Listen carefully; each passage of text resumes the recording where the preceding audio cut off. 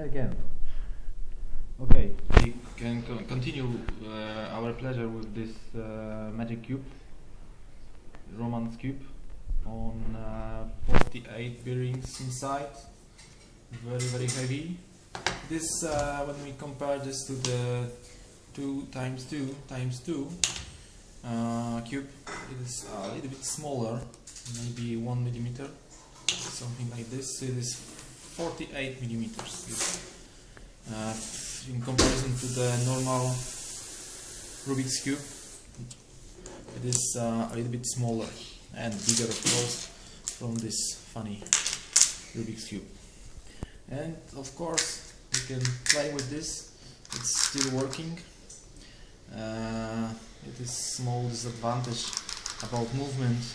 So when we find the gap between the edges, so I'm working on this. So maybe next revision will be better and better.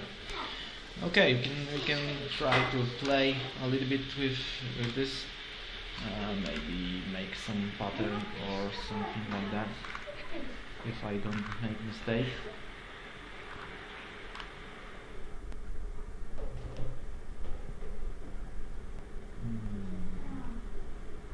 Yes. For example, the cube inside cube.